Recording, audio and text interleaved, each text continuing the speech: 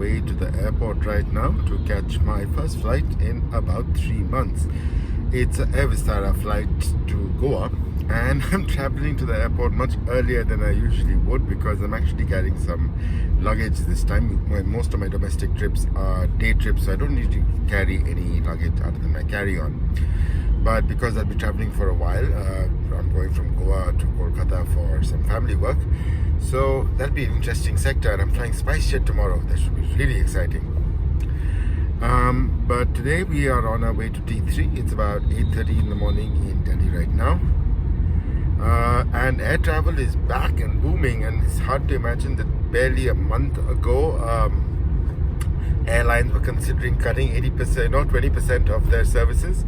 I believe yesterday about 324,000 passengers and about 340 flights took to the skies in India. Passenger load factors, and the Civil Aviation Ministry in India now puts this up almost daily. For all airlines is well above 80%. SpiceJet almost cracked 90% or cracked 90%. So it should be fun. So keep watching this travel report for more. I'm really looking forward to this flight. I'm going to be flying on one of Vistara's new A321 Neos, or that is what is scheduled usually on UK 847. So we'll go to the airport and see. I'll just go check flight radar and see if my flight is on time. There is a lot of construction happening at Delhi airport right now. And on the way to Terminal 3, we passed underneath the new overhead taxiways that will connect the southern runways, the second runway still being built, to the Terminal 1 complex, which is also being rebuilt but has just been open for flights, certain flights from Indigo. There's a lot of construction going on at Delhi airport, and I think soon the Terminal 2 complex will also be demolished and brand new Terminal 2 or Terminal 4, whatever they call it, will be coming up as well.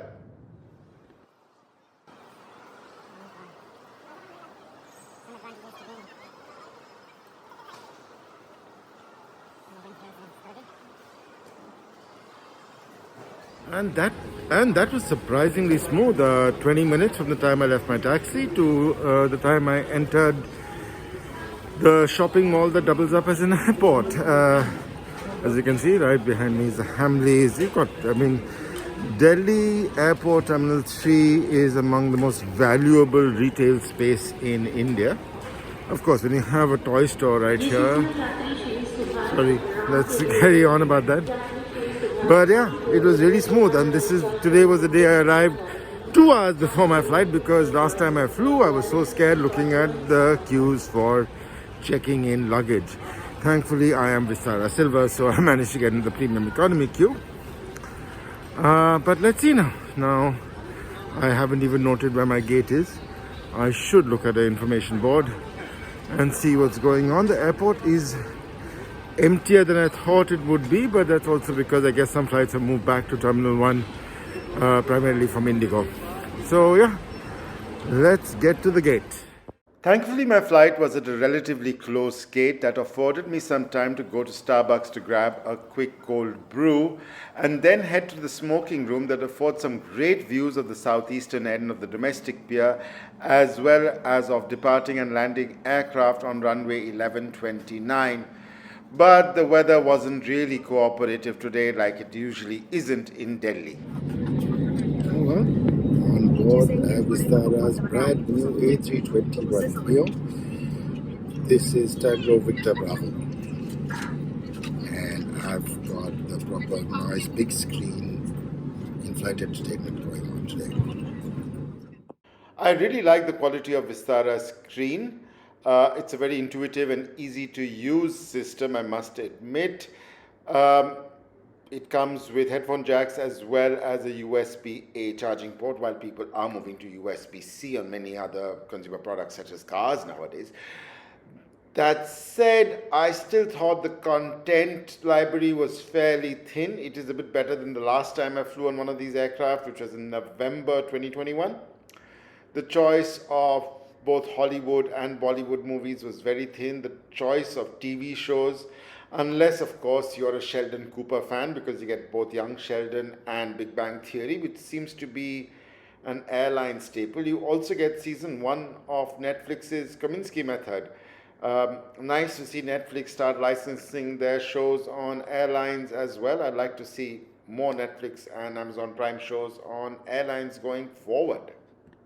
On the floor will Another positive is I really liked Vistara's yoga themed safety demonstration video. It not only highlights some really scenic and beautiful parts of India, it also highlights yoga and the importance of stretching on board a flight. You don't need to have a separate video highlighting the importance of stretching. Yeah, it was a bit corny at times, like this particular scene with the little Buddhist monk. But it's really pretty, it's really well done. Kudos to Vistara for this. It wasn't as corny as Kingfisher's old safety video. And I think Vistara has done a really good job over here. I wish the Tata Group can do something similar on Air India as well. only at the exit.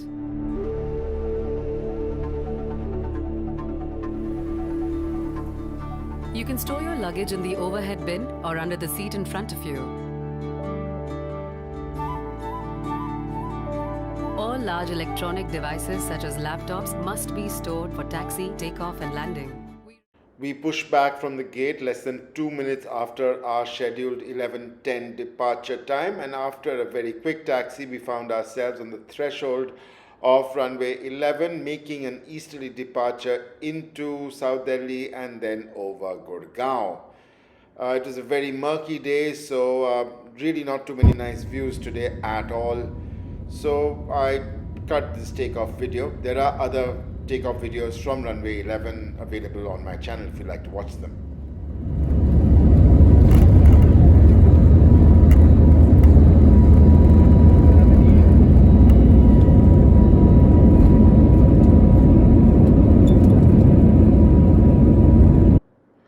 Vistara's new CEO, Vinod Kannan, claims to have heard passenger feedback. So one of the positives of this flight is that I got a hot meal and a choice of hot meals of both vegetarian and non-vegetarian.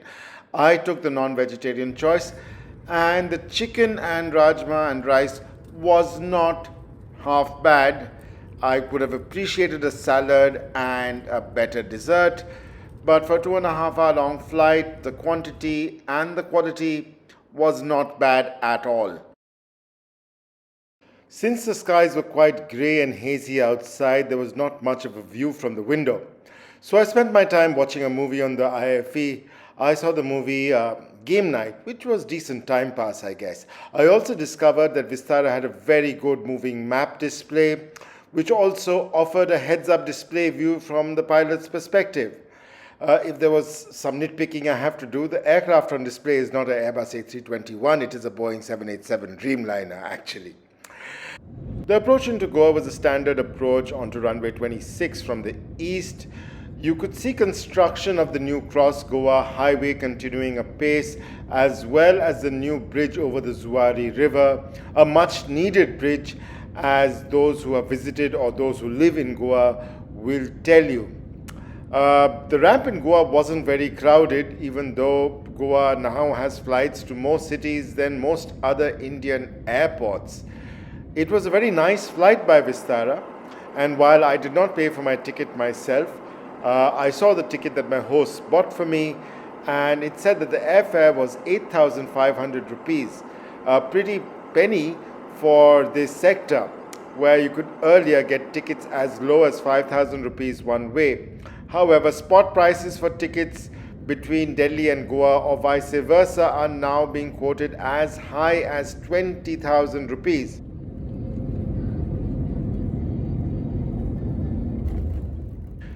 This was a pretty decent first flight for 2022. I appreciated Vistara's bringing back of the meal choice and hot meal service. I leave you with some pictures of the Taj Exotica resort where I'm staying, as well as of the Arabian Sea lapping at my feet. Do be sure to like and subscribe for more such videos on aviation and trip reports from me. Thank you so much for watching.